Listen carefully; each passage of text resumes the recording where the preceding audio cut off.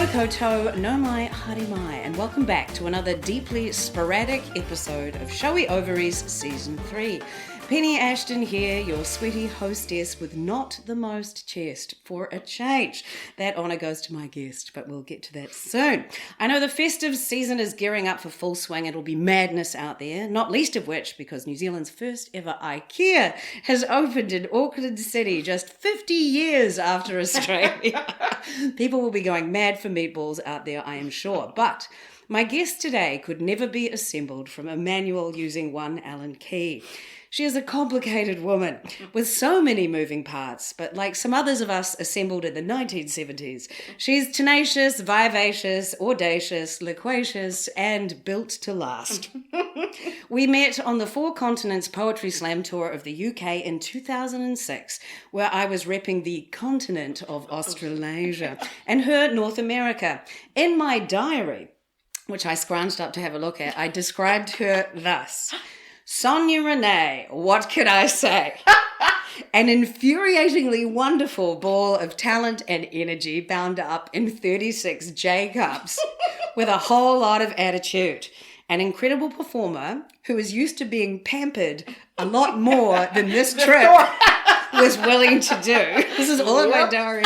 And it took her a while to deal with that, because I don't think sleeping with triples with the only three women that were on that whole, all of us sleeping in a room together was not in your fantasy.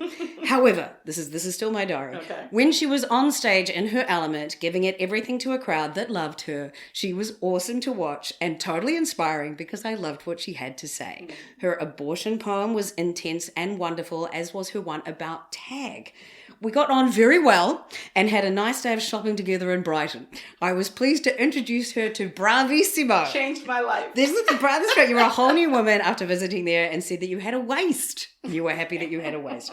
She is the founder of a global movement based off a line she said at the Southern Fried Poetry Slam in Knoxville in 2010, which was, "My body is not an apology." Soon this moment of radical vulnerability with a friend became a poem, a Facebook page, a New York Times best-selling book, and an international movement, touching tens of millions with the idea of radical self-love.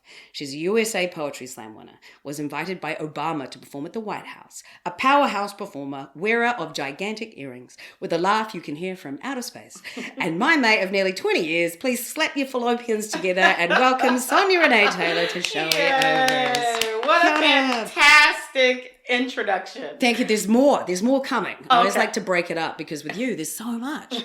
There's just so much online. Do you Google ego surf yourself? Every once and again. Yeah, me too. Absolutely. That's how you find out where you're in. Yeah, exactly. I have found out times where I was supposed to be doing a gig because I Googled myself. That was not a gig that anybody ever contracted me for. Literally someone just using my image to sell tickets for a thing that I was not involved in. Like all kinds of wild things. It pays sometimes to Google yourself. Well, yeah, I mean, I'm not so famous that anyone's doing. I'm like struggling getting people to come to my shows with my own name. Then no one's going to be co-opting myself. So, right. I mean, that's the thing that happens too when you become such a big name in such a movement, is the radical self-love and stuff like that people are going to try and hitch on. Yeah, I mean, I guess so. I thought that was very strange. Okay. And now you're back here because you've been doing a play. Yes, I'm back here in the capacity of my theater self, which is very throwback. I haven't done a theater production in 20 years. Oh, wow. And this is what I was sick and I couldn't come, and I'm so bummed because I wanted to see this. Well, I was particularly funny, I must say. You missed out. Yeah. Fun. I can't imagine. We recorded it, so I heard that. You will get to see it. And we can buy tickets to watch it online. Is that what's going to happen? I think that's what's going to happen. Great. So everybody listening can also do that. Hooray. It was part of the Aotearoa Festival of Black Arts, AFOBA, put on by Dione Joseph Cotoras. And it's basically it opened November 22nd when the show Po' Boys and Oysters opened. And then it runs clean up until December 22nd, I think. Right. Full of all kinds of amazing arts exhibits and conversations. I'm also in another portion of the festival called Future Tense, which is a astrology and Afrofuturism creative writing workshop. Wow. That's a lot of words put together. It is a whole lot of words. Right. Okay. I allude to this a bit later on as well, but it's like, I think With us, it is really interesting that we both have very fundamental different belief systems. Yes, we do. We so do. And that, and I think we're an example for the whole world to take yes, up. absolutely. Yeah, that we both just don't believe what the other believes, but yet we still get on really well. Quite well. And respect each other for it. 100%. And think that this is possible, people. It totally is. Totally possible. It totally is. And when I say I don't believe in astrology, everyone says, well, you would say that because you're an Aquarius. Right. And the same with tigers, apparently. Chinese tigers are also disbelieving. And I am one of them. I'm very disbelieving. But, there you go. But I'm glad that you are finding people that are your tribe. Totally. Yeah. All over the world. All over the world. It's been a fun journey. Right, okay. Okay, I'm going to do my longer introduction. Oh, no, but first of all, I'm going to say that I also found this in my diary. I forgot about that. Do you remember that I copped off with a dude? Yes, I do. See, you remember that. I don't remember that. I love that. And that Glasgow gig, we did this, we're doing poetry slams everywhere. In Glasgow, they didn't sell enough tickets. And it was also in the corner of a bar where they hadn't closed down the rest of the bar, which is always our dream gig. Yeah, that's exactly what you want to do. That's how you want to perform. Please put us in the back of a loud pub. So, but we did a gig, and then I picked a dude up, and his name was David. And this is what I say in my diary. I had a brief shag in Glasgow on the way with a lovely wee man called David. He was really quite a sexy young thing. And when I complimented on his expert finger work in the morning, he replied, "Yes, I'm a musician. These hands are insured." I love it. So that's my diary. It's always good to go back to look at your... I've got something like 27 diaries. That's amazing. Yeah. Life doesn't let me keep those things. Like, I have diaries and then they disappear. Well, you moved so much. Yeah. You're a nomad. I kind of have a life built on impermanence. Like, stuff is like, yes, I'm glad you enjoyed that. It's gone now. Wow. Yeah, okay. Whereas I have a lot of props and stuff. But anyway, back to you, because you're the most important thing. Even though I'm now going to talk for a long time, but it's all about you. So here we go. Okay. Sonya Renee Taylor was born on the 12th of November, 1976. She's always had a passion for the arts and graduated from Pittsburgh High School for Creative and Performing Arts as a musical theatre major in 1995. And I did not know that, which made it more annoying that I didn't see you on stage. She then gained a bachelor's degree in sociology and a master's of science in administration and organizational management. Again, this is all on your website, but I was like, what? I didn't know. This education informed Sonya's non-profit advocacy and activism career, which included work as a sexuality health educator, a therapeutic wilderness counselor, a mental health caseworker and advocate for sex workers and those living with HIV/AIDS. For over a decade, she then built an award-winning international performance poetry and poetry slam career, which is how we met, which led her to the Conversation in Tennessee to now, where she is the radical executive officer of The Body Is Not an Apology, which is described as a movement that's about exploring bodies, understanding identities, and connecting radical self-love with global issues of intersectional social justice. Basically, how the personal transformation can fuel social transformation. From 2017 to 2020, she lived in Aotearoa as an inaugural Edmund Hillary Fellow. And I think maybe saw firsthand that New Zealand, though progressive-ish, is not quite as egalitarian as we like to think we are, particularly borne out by our current coalition of chaos.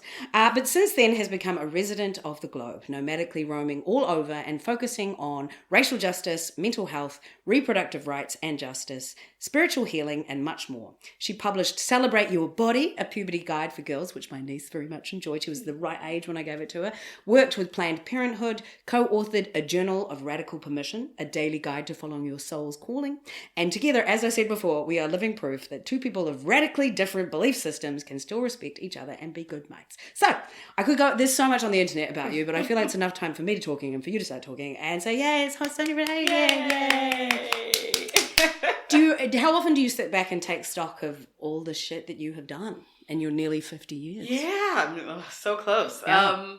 Often, I think particularly because, like I said, I live a life of impermanence, so things happen and then they close. So, for example, The Body Is Not an Apology as an entity is closed. It's completed. I didn't realize it was closed. Yeah. Sorry, I should have kept up with that. We finished in December of 2023. Oh, I'm very late to the party. Right. And you just felt like it was time to focus? It was time to change. It was time to transition. I had said what I needed to say about that. Has anybody else taken it up, or is it just... No, not in that shape or form. I mean, I think it would be kind of, it still exists, right? The books are still out in the world.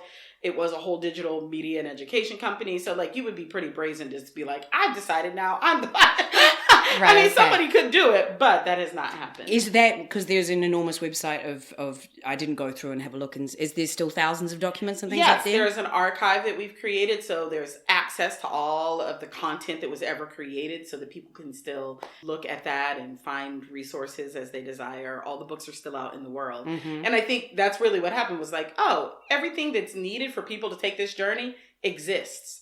They don't need me anymore for that. Okay. And so it was time to transition into something new. And I feel like, man, it's just, and this is going to sound trite. It's so easy to say, but it's so hard to just accept yourself. Absolutely. I mean, I know that was the whole point. That was like 10 years of your life. Yes, Penny, it is. Yes, it is. It's very hard. hard. Like, I know that I shouldn't care about, like, that menopausal weight gain, that it still hasn't happened, but I'm like, is it, and I because I struggled so long because of my epilepsy meds that made me overweight, etc. And I know I'm not supposed to care, but I just do, and I find it really hard to shake off. Yeah. I mean, it is incredibly difficult. We live in a world that says you're supposed to care. Yeah. And says that your value and your worth and your access to resource and your access to love are all dependent on these things, right? Yeah. And so, yeah, it's very difficult to be like, no, it's not. No, it's not. And there are 15,000 voices blaring back at you every day that are the antithesis of and that. Wanting you to spend the money to and make wanting, it. Exactly. Yeah. And profiting from you, that deep belief. And so it's been really interesting since I've closed The Body Is Not an Apology. I've watched a very significant shift back toward body hatred and thin is better and all, like after, which I'm not surprised by. I watched the trajectory of this concept of radical self-love become very mainstream and very co-opted. As soon as somebody figures out that they can sell you some things from something, right? Then they're going to sell you some things from it. And so the truth of it gets eroded, and then the commercial version of it gets exploited, which means ultimately you'll just go back to whatever the thing underneath was. And I mean, I guess this is that's a kind of a historically cyclical thing too, isn't it? Because the 60s, radical self-love, but in the 70s and in the 80s, it was all glossy commercialism, in the 90s, and then, and just, every night when I think we might be a little bit less sexually repressed, that changes as well. It's like, the Regency was a lot more permissive than the Victorian era. Yeah. So it just feels like we're swimming back to really high necks and conservative trad wives and shit like that. Which is I wonder, the way I think about it in a way that keeps me from being depressed about it. How do you do that? Yeah. Right. Expansion requires contraction, right? And then once something expands and then it contracts, it has the ability to expand further the next time it expands. Yeah, fully. And then it contracts and then it expands further. And that's the process of growth and development. And so, what it looks like in my little blink of an existence is in no way, shape, or form the truth about what is unfolding. And when I can remember that like, girl, you are looking at a granule of sand in the hourglass of time. Love bug. Don't worry about it. Do your part and keep on going. It takes a lot of stress off. Yeah, right. Yeah, totally. Totally. As you were saying before we started recording, it's like, the personal is political, focus on yourself first, etc., and then see that you can make your way through the world and then try and bring others with you. Yeah, it is. I am a little bit, it's funny, right? Because with my shows, it's all about laughter, and I can call myself a joy monger, and I am a joy monger. Like Austin Found, we're about to take on tour, is so funny, and it's so stupid. It's just stupid and uplifting and fun, and I love doing that and giving that to other people. And that's the thing that does lift me up as well, but then sometimes this modern world with our governments and, it can pull you down. So you got to remember, and it is connection, isn't it? It is. Like it's, I believe that all the juice of life, the joy of life, the power of life is relational. And anything that takes me out of actually being able to be relational with someone else is actually in service of these systems of domination and oppression. I think what you said, that we have very differing views and we have figured out how to be loving, kind, connected human beings for 20 years, right? Yeah. That is because the relationship is more important than all of those things. Yeah. And what happens? How do we move through life holding that principle as the foremost thing in our minds. Yeah. You know? Yeah. And just respect and kindness. Yeah. At the end of the day. Yeah. Right? Yeah. Respect, empathy, kindness. Yeah. They're like, then sometimes I feel that they're just so missing. But yeah, as long as you can practice that as well. And just try and find the joy. Find the joy. That's why I found it difficult with COVID as well, was the not being able to meet up with people. Yeah. Yeah. You know, but I can't imagine what it would have like in those Middle Ages plague times, when you couldn't Skype. Right, you couldn't Skype anyone, you couldn't Zoom them. I know, and you couldn't watch Netflix. It must have been tedious, so tedious. At least that's we had why that. they just all died at like 45, because like who could just go on for 80 decades? Yeah, exactly, with all of that sort of bullshit around you. But now I've got some questions here. Yes. My first question, what did you want to be when you grew up? Oh, I wanted to be an actress, an author. Oh, wow. And of course I said the president at the time. And the president. I feel like you could do that. I'm good now. I'm 2 out of 3 is fine. Right. Okay. You don't be the president. But you performed for a president, so that's cool. Yeah, there you go. What was it like performing for Obama? I mean, it was amazing. It was an awesome... Back then, I really valued the presentation of that. Like that mattered to me in a way that it just doesn't anymore. Right. Okay. But it was cool at the time. Fully. You did, was it Planned Parenthood stuff that you were doing? I was invited to the Whitehouse Forum on Disabilities through my work with the Body's Unapologetic. Ah, right. Okay. Yeah. I know. I was like, that's my friend. That's very cool. So I said, what has changed with what you wanted to be when you grew up? It's just not president anymore. Just not president. I took that one off the list. Yeah. I mean, I can get that. Like I watched Prime Minister. I watched it too. It was wild. It was so good, wasn't it? Yeah. It was really wild to watch her journey through that time, like coinciding with my journey to moving to New Zealand. It was like, oh, this is some strange sort of overlapping experiences that we were having at the micro and the macro level. Right. And yeah, I wouldn't wish that job on anybody. No, and if you're not aware, if you're somebody overseas, etc., Jacinda Ardern was wonderful, I thought, Prime Minister through so much chaos, and this is a documentary about her. And it just shows she's just such a human, you know, and people that are saying she's put it on, all this sort of stuff. It was just so moving. And then that bit at the end when she says there's no place like home.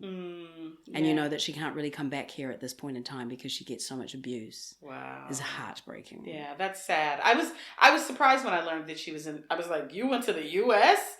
Yeah, and got much more respect. Right. But not from the whole populace, obviously. Yeah. But yeah, like she's just played the Royal Albert Hall. Yeah. You know, sort of stuff, whereas it would be problematic for a while. I mean, you know, Boris Johnson isn't hated as much in the UK as she is here. Really? Yeah. That's wild. Well, I mean, she was a perfect sort of screen for people to project all of their shit on. Yeah, exactly. You know? It's like, oh, every angst you have about COVID, all of your fear. Like, it was just like, oh, here's all of the sort of global anxiety that we're holding. And then that's what the prime minister or the president is the location for all of our stuff, all of our societal stuff to get projected onto. And she was that version for that time, the same way Trump is the version for the U.S. right now. Yeah. It's just that, anyway, we're not going to talk about that. No, instead I'm going to ask you about now. So this is a big question. How's your relationship been with your body, and what journey has that been on through your life? That is. I guess we'll just sit here this is now a 30 episode Showy Ovaries. Yeah. It has, I think my relationship with my body has been foundational to most of my existence. It has created the conditions for so many things that have come through me. Like as a child, I didn't really think about my body until puberty. Yeah. And then all of a sudden I had big boobs. Yeah. Yes, and I did. had big boobs, and I had, a booty and hips. And, I come from a family that is very curvy, we're very ample. And at the same time, like my grandmother was heavier and, always engaged, like diet culture just sort of ran in the background, like a television in the background. Yeah, my mom and diet culture. Yeah. Well, that was your grandma, right? Yeah, but absolutely. It's just sort of running in the background. And I think And so all of the messages that you get from that, I got from that. And I also learned concurrently that my body was currency. Yeah. You know, it was like, oh, this is attention. This is popularity. This is access.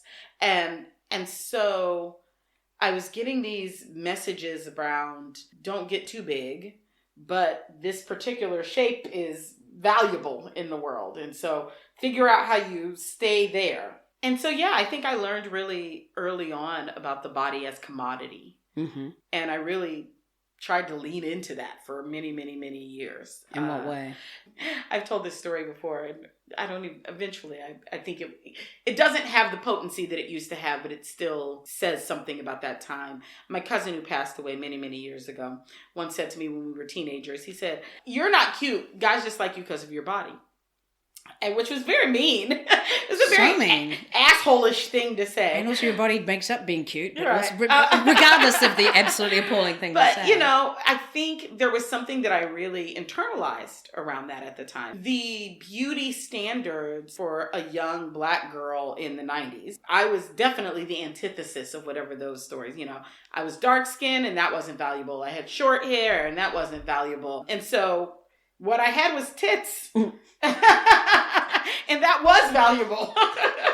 36 J cups. Right. And so there was some part of me that was like, oh, the exchange for attention and affection is this body and the sexual way in which people see it. Yeah. And as soon as you get tits, you're apparently sexual. Yeah, immediately. Yeah. Right? My nickname in Form 2 when I was 12 was Big Tits. And a friend of mine just recently, another friend got a breast job. And I was going, I just didn't quite understand why they wanted to do that, because as someone who's had massive knockers, I'm like, I don't feel that. But, again, it's that whole thing about personal, if it makes you happy. But I was talking to another friend about it, and he said, are you slut-shaming her?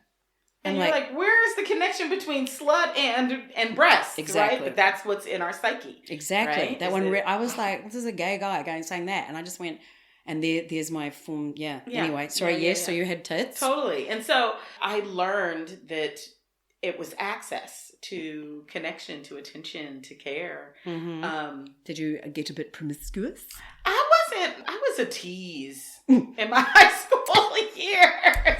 Good. I was a tease. I was like, because I also really valued being able to say no. Like I know this won't matter to you as someone who doesn't care about astrology, but you just say what you need to say. I am a 6th placement Scorpio, and if you are into astrology, you will understand what that means. But Scorpio is the sign that governs sexuality. Oh. And sexuality, but seduction. Very specifically. Right. And I have always loved being seductive. Always. And even as a teenager, I was like, oh, I want you to want me. Yeah. I don't necessarily plan to meet that want, but I do want you to want me. Right, okay. So that was sort of my game. And I got very lucky. Like, I could have been harmed in a multitude of ways given how I was moving at the time. But, God takes care of babies and fools. I've heard that before. Right, and so I got out relatively unscathed from my teen years, but the promiscuity came much later. Like that was my 20s. It wasn't even actually at that point about my body so much as it was, I realized that sex was a better feeling than all the other shitty feelings. Right. Okay. And I was like, oh, well, why would I have a shitty feeling when I could have sex? I don't understand. Okay.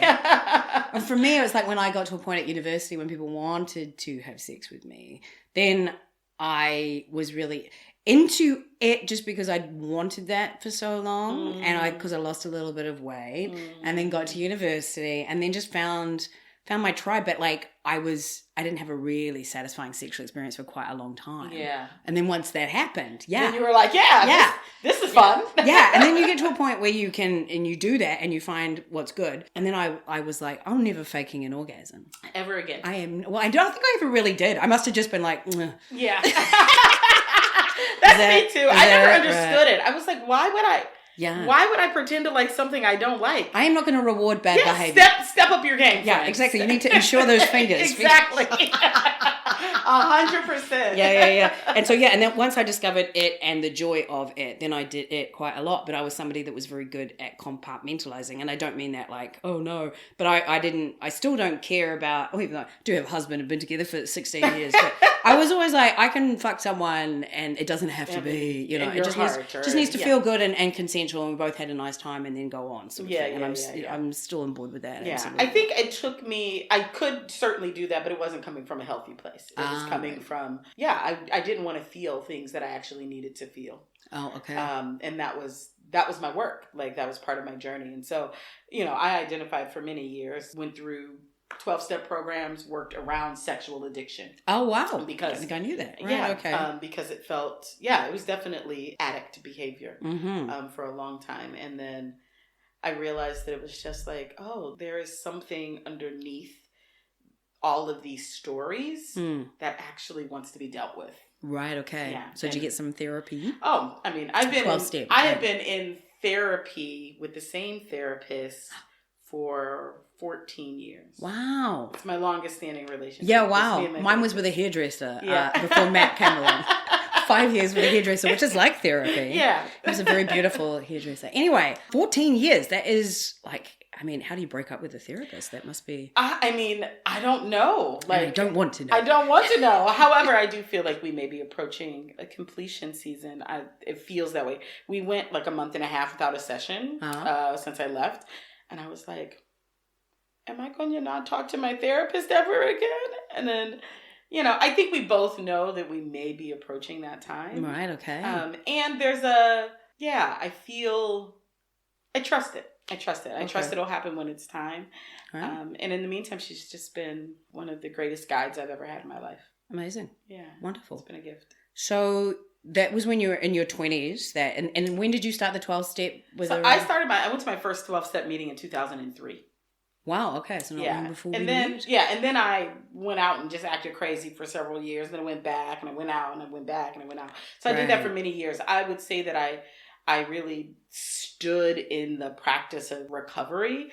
Probably 2011, I started really trying. Okay. But it wasn't until 2013 after my mother passed where it really became like, oh no, I would like to heal. And you had a very complicated relationship with your mother. Yes. And did that manifest through your being? Because your mother had some challenges. Yes. Yeah. Can you speak to how that might have affected you with your body and your addictions? Yeah, totally. So my mother was an addict. She had very severe drug addiction for most of my life. We stopped living together when I was 10 years old. And then she came back into my life when I was 24, right after I graduated college. So you didn't see her for those 14 years? Very sporadically. Wow, right, okay.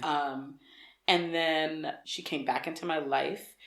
She got sober, she recovered, she started a whole new life. It was this beautiful reconciliation. And then that lasted for about 7 years. And then she slipped into alcoholism. Oh no. And then she died in 2012. Oof. So yeah, it was we had quite a wild ride, my mother and I. And I think that my addiction, like I said, I was like, oh, sex feels good and these memories don't. And so, yay, sex. And in addition to the fact that like I come from a lot of addiction in my family. Okay. And so there's some part of that I'm certain is just genetic. And I, in some ways I feel like I lucked up. I got maybe one of the easier addictions to kick, I think. It's better than crack. I'll take sex over crack. It's definitely better than crack. Yeah. Sex over meth. I'll take, So, and less wrinkles. Yeah, right. I was like, it looks less hard on me. That's for sure. Yeah. But yeah, I think that the stories of abandonment, all of those things were just, very deeply embedded in me. I'm from 0 to 10. Yeah. It's quite formative. Yeah. And so you were often by yourself and... Yeah, there was a lot of neglect. There was just, it was addiction. Now, one of the things that I think is very fascinating, I've been thinking about this a lot, is like the imprint of what I think most people would define as neglect being very much a hallmark of children of the 80s in one way or another. Right. Whether it's addiction, whether you were a latchkey kid because your parent had to work all the time, whether they were zoned out. I was like, oh, we were all, as a generation, just kind of on our own. I mean, I think I walked to school from 4. No, maybe at 4, like 6 or something. I don't know. And I think about that now and you just go, did I? Yes, I did. Yes, I did. Yes, I did. There was a real, like, laissez-faire kind of parenting happening back then. I mean, you just think about our monkey bars were solid things that were ground into concrete. Just bounce rusty off the metal edges. Just may God keep your teeth in place. Like, this is what it is. The amount of broken bones on trampolines. We were really just sort of feral as a collective, as a generation. Right. And so, yeah, I think all of those stories of abandonment, the stories of if I were good enough, she would stay. Oh, honey, that's so heartbreaking. All of those things definitely were sort of deeply embedded in me. And so, of course, I was like, I don't know. I could be exaggerating. I would actually, not true of sex, but certainly true of romantic partnerships. I don't know if I've had a romantic partnership that wasn't me trying to fix my relationship with my mother. Oof. Right, okay. And I don't think I'm an anomaly inside of that.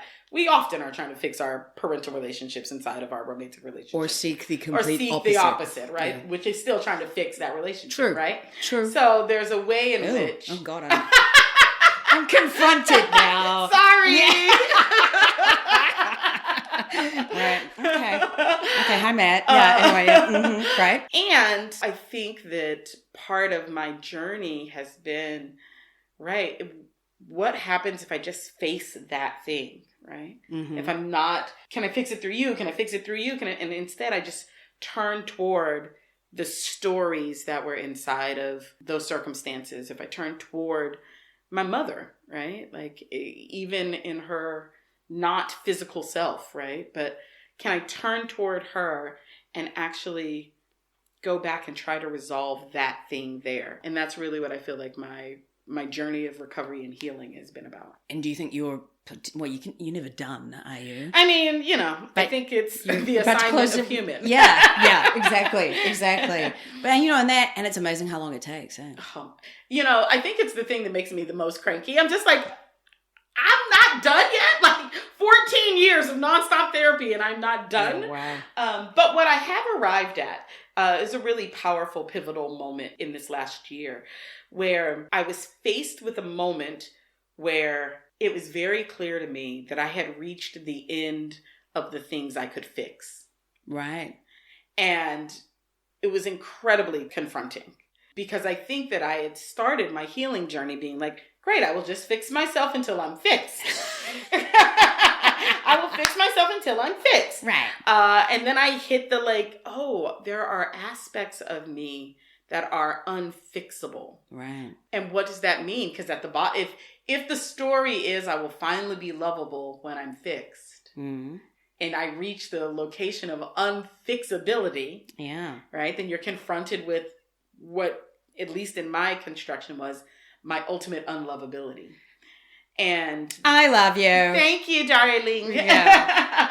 But that's what I got. Like what I actually received in that moment was there was never anything to fix. The endeavor of healing, right, is exactly that. Like, is the wound still open? Is it still pussy and oozing all over your life? Right? And no, it's not. Thank God I have a beautiful life and so much healing has happened. And there are ways that I have been carved that are just the way that I am carved. As so it's a result. like you've got a scar. Yeah, that hasn't gone away, but it's reminding you of what's happened. What's happened. Yeah. And I thought to myself, I said, when the river carves its way through a mountainside to make its way to the ocean, we don't say someone needs to fix the river. We say the river has carved its way through the mountainside to make its way to the ocean. Right, okay. Right. So back a little bit in your journey, etc. Because then when we met, you were still wearing wigs. Yes. You had, and I hadn't actually realized it first. I don't know if you kept it. I don't know, like or maybe I'd met you and then we went to bed in the same room. Yeah, I think I took the wig off to go to sleep. Yeah. And you had like, how many did you have with you? I remember you'd like... I probably had 3. Yeah, like 4. today's going to be an updo. It's like this. And I was so... Because I just never experienced this in my life. So then you came to the point where you didn't need them anymore. So tell us about the journey with your hair. Yeah. So, I mean, hair was definitely one of my core wounds. Mm-hmm. My mother was very heavy-handed, and she would braid my hair as a child, and she damaged the follicles on the sides of my hair. Oh, wow. So I had permanent bald spots from 3rd grade. Oh, honey, I didn't, you must have told me that, but that's and so yeah, I got that's a lot. teased. That's a lot. You know, I got teased unmercifully as a kid, and I had a tremendous amount of hair shame, like a massive amount of hair shame. And that's just my particular version of what is a sort of oftentimes very standard issue for Black women. Yeah. Like Black women's hair is a thing because we live in a society that has westernized beauty standards. And so if your hair doesn't grow like white women's hair grows, then there's an inherent story that you have bad hair. Is it like, because good hair is that doco? Good hair is straight and fine. Yeah, but Chris Rock did a doco? Yeah, he did it. Yeah, Good Hair is the name of the doco. Yeah. And so I had my general cultural hair shame plus my very specific hair shame. Yeah. And I did all kinds, I just did all kinds of things. Hair, wigs, weaves, all the things. I was very creative in my dealing with my hair shame. And it was, in my 20s, I started wearing wigs. And I enjoyed the ability to be something else. To just make up a character and then decide I was going to make up a different character the next day. Yeah, I could sort of see that when you were deciding which ones to put on. Yeah, totally. It was a persona. Yeah.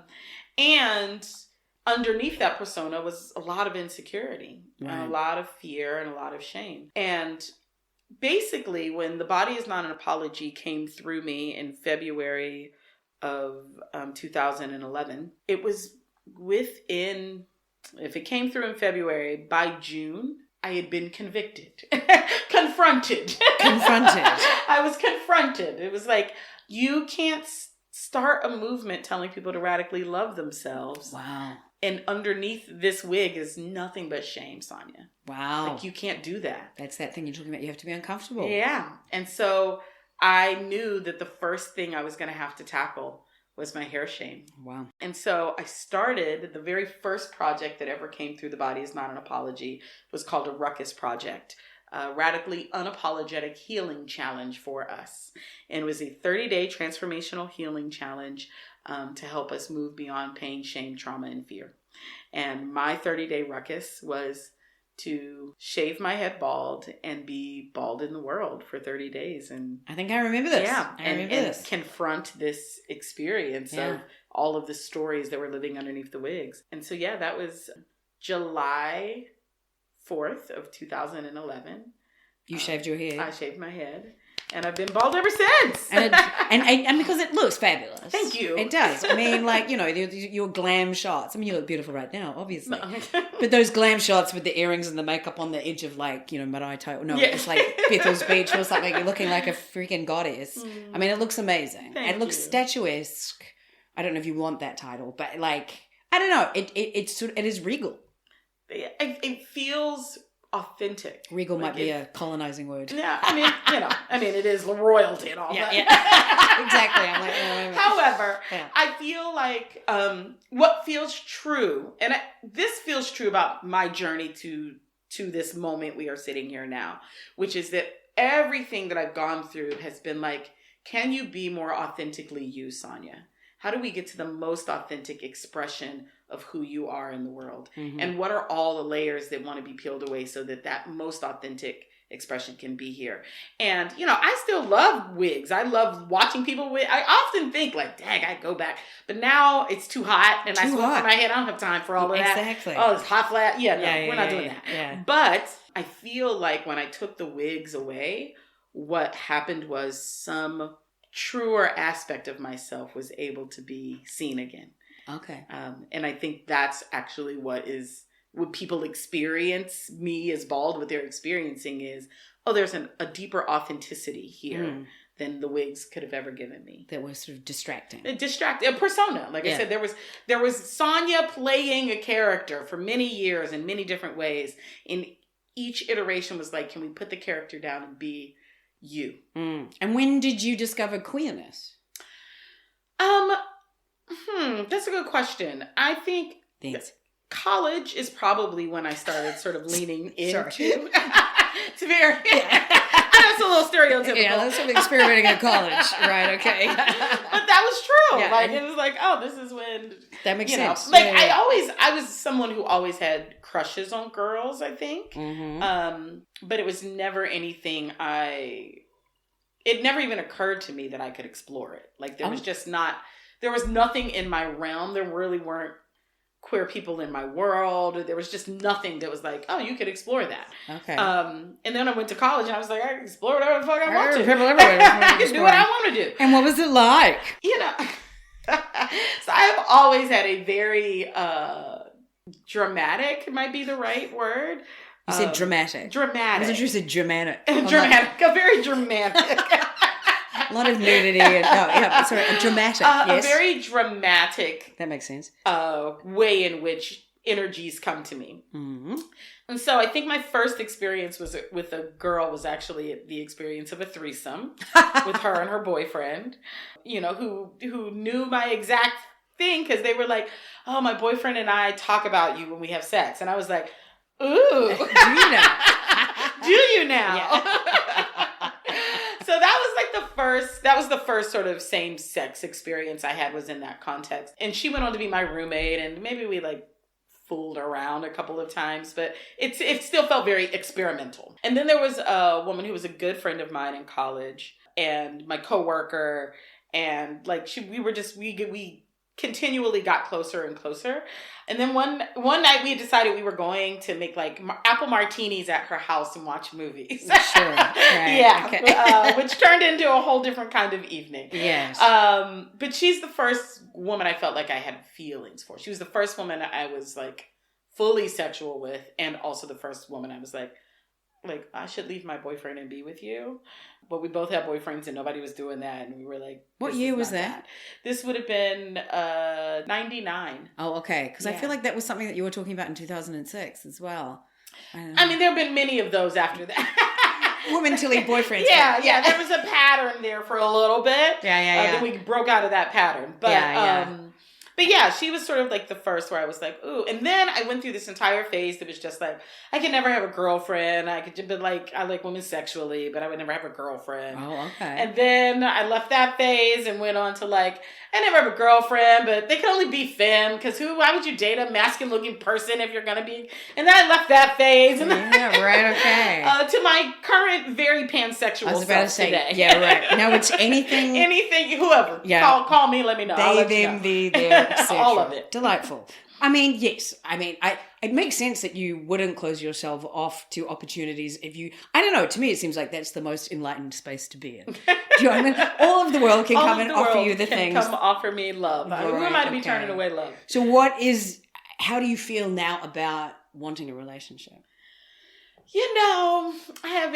My dating life has been a fascinating journey. Mm-hmm. I was in a relationship for a year and a half that formally ended last September. And then, then we spent a year in ambiguous land. Okay.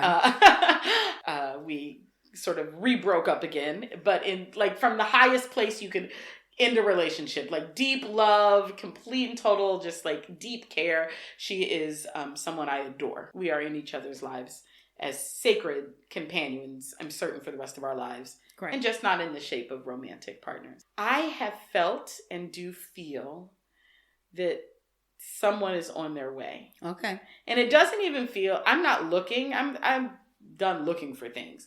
I trust that something will arrive when it's ripe and ready for me. You're not on the apps. I'm not. No. No. No. Yeah, like I haven't. I was happy to find Matt just before all that kicked off. Really. Yeah, I mean, I've married a lot of people that have met on the apps. I love that for some people. I'm just very clear that it is not for me. Yeah. Like part of my practice has been, and part of the work of my own healing has been to trust that I don't have to go seeking things. Oh, okay, right. That they actually will come to me in their most divine timing. And my job is to be open and receptive and have cleared enough of my own bullshit to be able to receive it when life is ready to deliver it. Right, okay.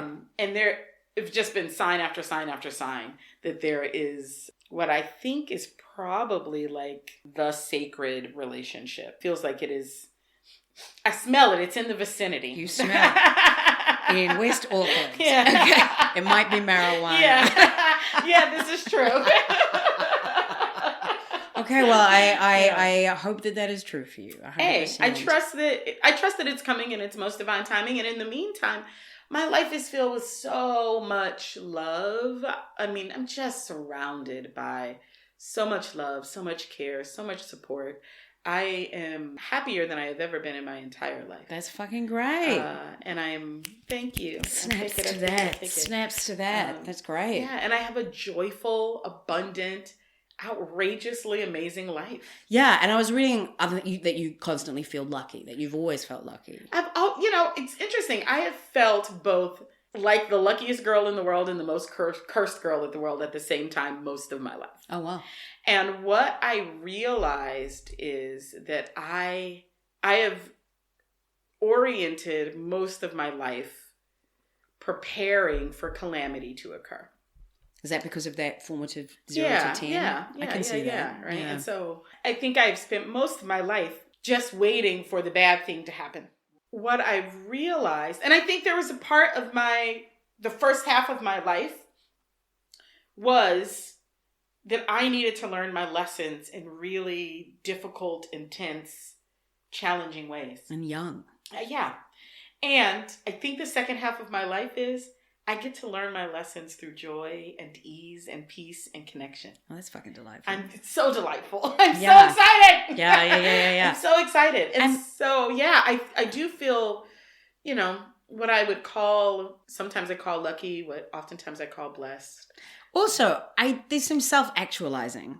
Because, for example, I know that financial security adds a hugely amount to this, and that you've got your Patreon that gives you a lot of this financial security, and those people are people that genuinely love you and all the work that you have done, hard work. Like, you are lucky, but you've created that through your energy, through your education, through your brain. That you are fortunate to have a fabulous brain, because I feel like that's luck, right? The fact I didn't ask for this brain. I didn't do shit to get this brain. But you got a good one, so well done. Yeah, and then you've created this life for yourself that other people have shown that they appreciate with actual, and it shouldn't just be about cash, but it gives you that, your life is so much easier, right? And so I am so grateful that, and I do feel like you're speaking to something that I absolutely feels like my felt experience, which is that a lot of the hard work in the front end is I'm in the location of reward now. Right. And the part of that reward is my intentional, like I have always been someone who has cared and been oriented toward community, who is like, how do we help the least of those? What do we need to do as a collective to heal? What do I learn and how do I pass it on to others? That has been my orientation my whole life. And I think that what I have gotten to at this phase is the people who have felt benefited from my willingness to share the lessons of my own journey have said, oh, we would like to support you. Yeah. We would like to pour back into you. And there have been, Patreon is one example of that, but there have been endless examples of that. Like people show up for me financially, emotionally, like certainly at the level of community, that has been true for a very long time. Mm-hmm. And it does create the spaciousness. Like I'm so grateful that I don't have to wake up and be like, right, what do I need to do today to earn money? Because earning money does keep you from being able to heal and focus on all of this other stuff. Yeah. And so there's been this delicate balance of doing the hard work, like deciding to just do the hard work because it's mine to do. And recognizing that I'm not in it by myself, that if I'm going through it, someone else is going through it. So there must be something in this journey that's beyond just me, and offering that. And the very tangible ways in which people have said thank you over the years. And it's so interesting, isn't it? Because the internet has brought so much pain and suffering and social media and bullshit. However, at the same time, it's what's allowed us to meet people meet our fans, etc., outside of the gatekeepers. Absolutely. And particularly, with you, your Facebook page initially, and then Instagram and stuff like that, and Patreon has given you this world of love. Yeah, those people, they wouldn't have found me. I wouldn't have found them without those digital platforms. And so I don't believe that anything is all good or all bad. 100%. I think that everything is filled with like gifts and curses. And the internet is 100, because it's been amazing. There are so many gifts in it. Yeah. And how do we want to cultivate that, right? I could cultivate the curse part, or I could cultivate the gift part. And I've been so blessed to get to cultivate the gift part. Don't look at Reddit too much. Yeah, I don't even, no. Don't go to 4chan. Don't go to 4chan. I don't go to those places. Exactly. 100%. So well done, you. So now, we actually talked about doing this podcast when I first started, and we were both not really menopausal then, perimenopausal. But so how is the wondrousness of menopause? Well, I'm still perimenopausal. Yeah. I'm bleeding as we speak. Oh, how exciting. Excellent. Good. Yes, myself also, even though it's been a few weeks now. Okay. Every time I get a period now, I'm like, oh, okay. And as soon as it's gotten hot, I've gotten hot again. But so how is it manifesting in your life? It's definitely starting to, the symptoms are definitely becoming more pronounced. Disrupted temperature and sleep is a very big one for me. Like I'm burning up in the middle of the night. I'm like, what the hell? Who turned on the heat? Yeah. And it's like no one. So the inside. Do you have a fan? I need to start probably traveling with a little portable fan. You can get one of those ones, even though I'm not quite sure about them. They go around your neck. So it looks like, oh, you don't know about them. It looks like headphones that are down. Oh, but it just blows. I've seen these. Yeah. Okay. I'm like Katy Perry at night. I'm hot and I'm cold. I'm in and I'm out. I'm just constantly. Oh, that's excellent. I've never heard of that, but yes, that's going on the wish fans. list. Like I've got a remote control fan by my bed. Beep. That's sweet. Yeah. I need to start managing in that way because I'm really waking up like my pillowcase is soaked. I'm like, oh girl, what are we doing? Right. Okay. And brain fog. Isn't it fucking terrible? Yeah. I mean, it's been really interesting. It's a wonderful practice of surrender for me. Ugh. As a person You're so mature. You're so mature. As opposed to me that just goes, fuck! What the fuck is that fucking fucker's name? Fuck. Oh, wait. I forgot Judy Garland's name.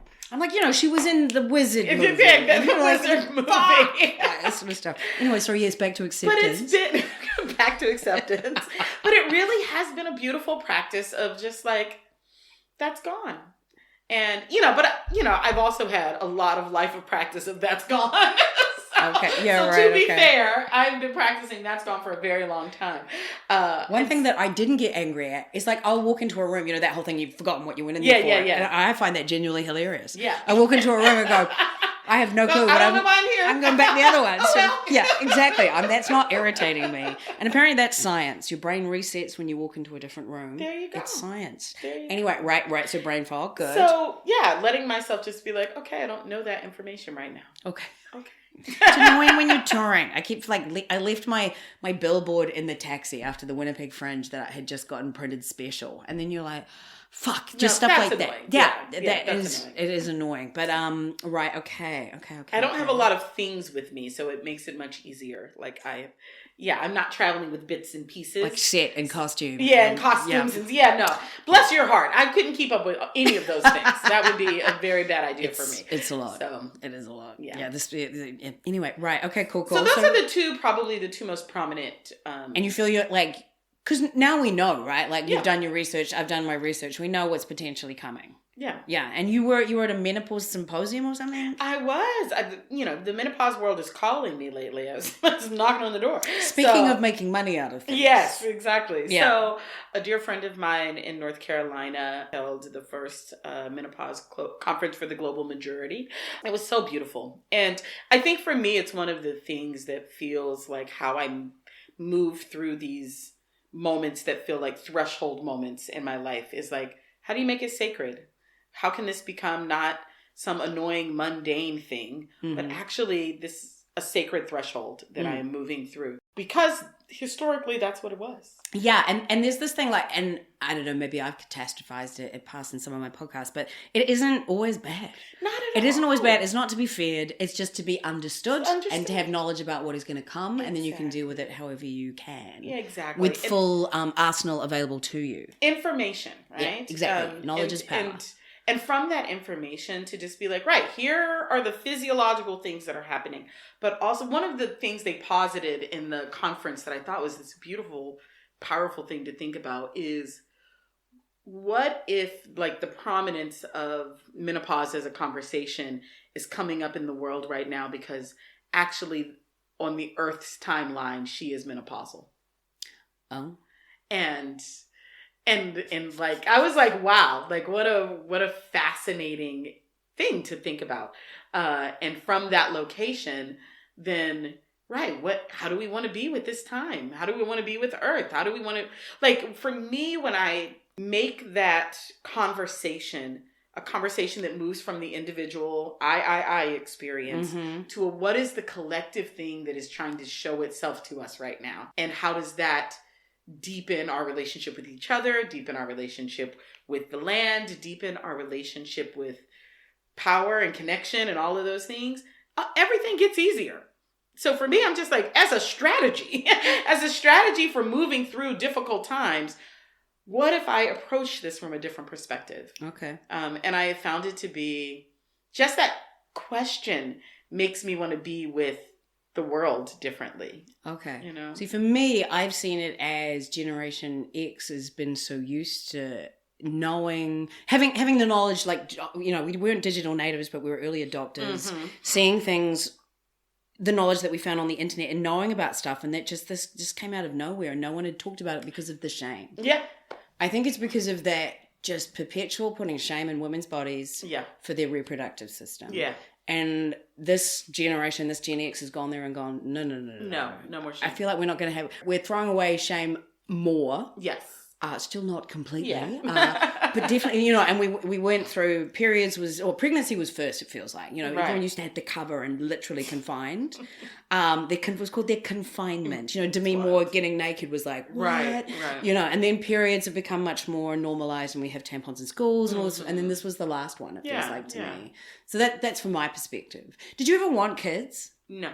Yeah, me neither. When I was 10, I said, I'm never getting married and I'm never having children. Wow, right. Yeah. I don't think I was quite clear that early, but yeah. And it is really interesting, you know, I just feel like, because I know some women have gotten annoyed with me I'm not making people talk about their menopause. You don't have to if you don't want to. Yeah. But like you just force people to come on the podcast. Like, yeah, exactly. I'm here. But, you know, I'll talk about it in public. And then this one woman, particularly at the university I was at recently, was just like, oh, well, it should be private and we shouldn't, you know. And it was just kind of weird about, you know, and it's like, okay, you can be silent about it if you want, but women need to. And she said, I got through it fine.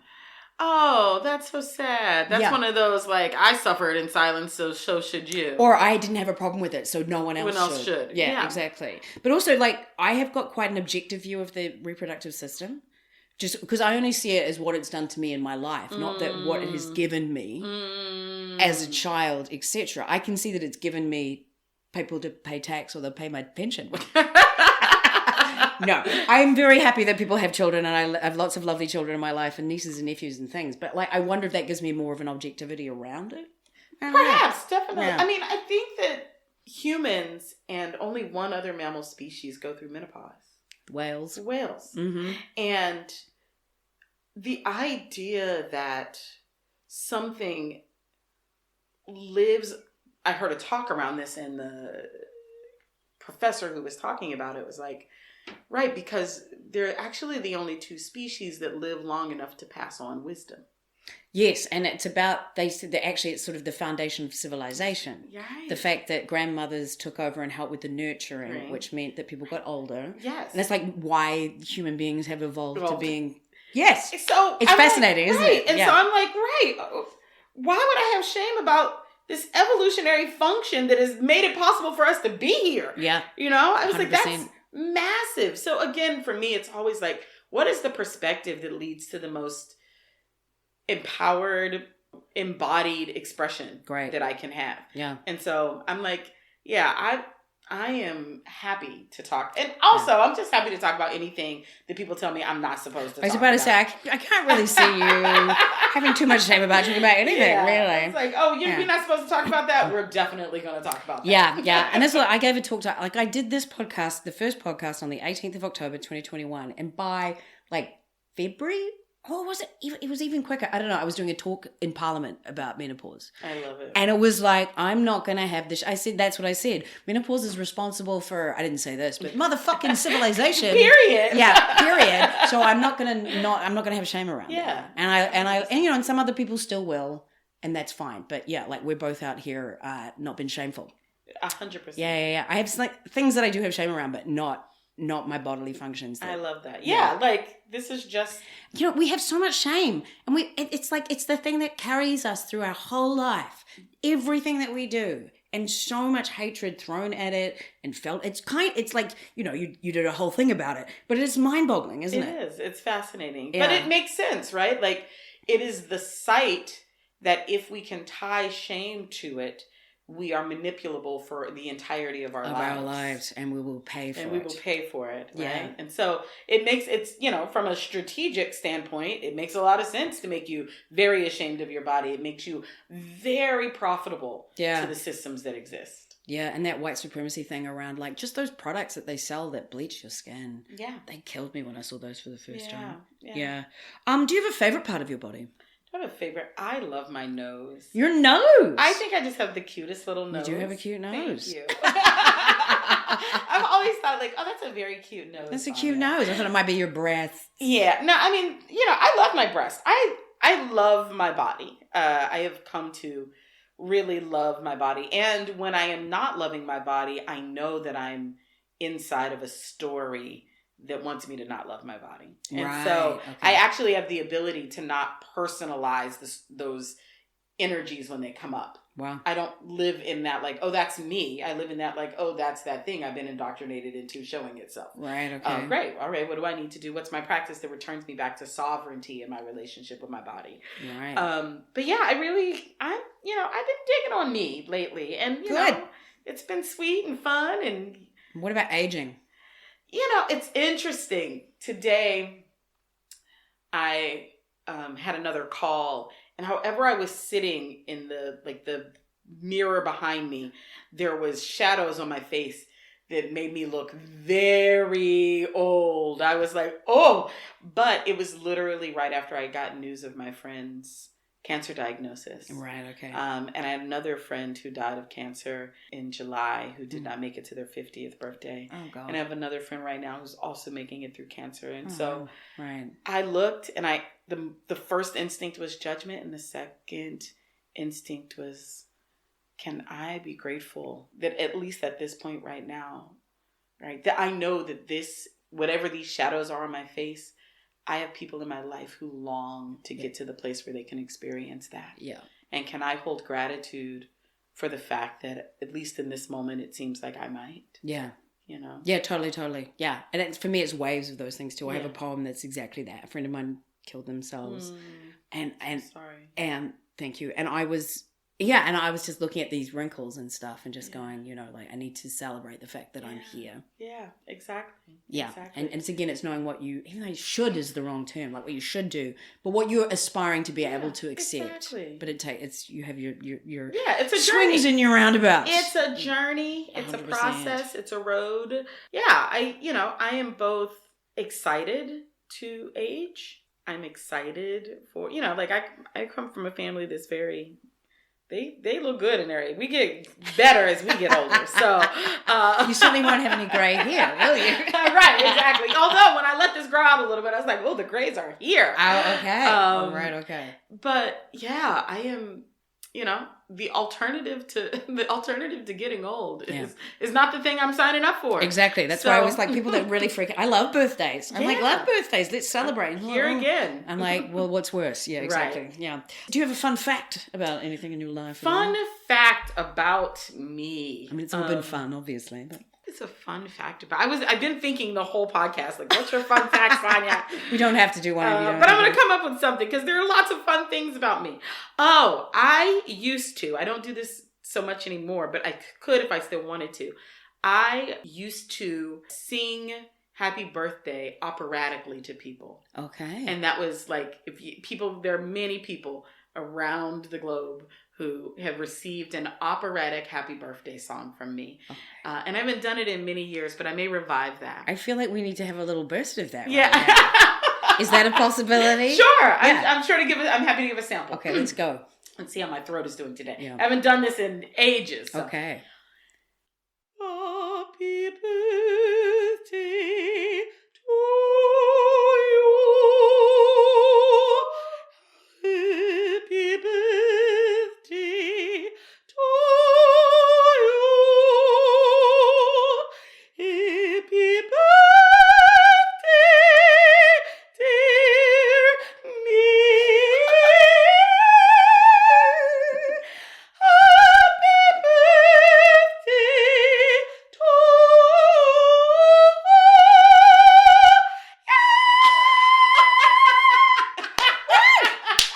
I might have to turn the levels down slightly. Yeah, you might. Well, I feel like that is a wonderful place to end Thanks. this podcast. Do you have anything that you want to plug or anything first? Oh, let's see. Let's see. If you plugging all the books because they're all still in the world, I totally invite you if you're interested in taking your own radical self-love journey, if you're still working through stuff around your own body and accepting parts of yourself, or you're just interested in changing the world through radical self-love, I invite you to buy The Body Is Not an Apology, The Power of Radical Self-Love. There's also a workbook called Your Body Is Not an Apology. You can do those as a companion. I highly recommend. If you've got young people assigned female at birth who are going through puberty, I invite you to pick up Celebrate Your Body and Its Changes Too. Very cute. It's a very sweet puberty guide. Very cute book. And if you just have any young people in your life between the ages of like 10 and 15 who are asking difficult questions about life and existence and change, I invite you to get my most recent book, The Book of Radical Answers, Guide to Growing Up, which is all just me answering all of the complex questions about life and politics and sex and bodies and all the things you could think of for young people. So consider me like your radical self-love auntie, Right. giving your kids sage radical self-love. I might have to give my niece that one as Advice, well. advice. Right, okay. Fabulous. Yeah. And that's it? Yeah, anything else you want to know, you can find out all of what I'm up to and dig into the archives of any of the stuff that I used to be up to at SonyaReneeTaylor.com. You do like astral... Oh, I totally... Thank you. Right. Look at you. Look at me The talking about... non-astrology person Yeah. plugging my astrology. Yeah. I do natal birth chart readings through a process I call Channel Your Chart. So if you're interested in astrology and understanding more about your particular planets and what they mean on your journey, holler at me. And I've also been doing astrology workshops called Intuitive Astrology. And I have one coming up in January called Healing the Wound, which is all about Chiron, our wounded healer in our chart. So, Right. yeah, come check out astrology stuff. All of this and more available at SonyaReneeTaylor.com. It is a very fulsome website where you can get a lot to introduce you from, perhaps if you felt like you wanted to. Fabulous. Well, thank you for having me in your whare, and welcome back to Aotearoa. Thank you very much. Nice to see you again. My delight to be on Showy Ovaries. Yes, finally. Okay, good. You're the showiest of ovaries. Yeah. And goodbye, everybody. Thank you very much. Bye.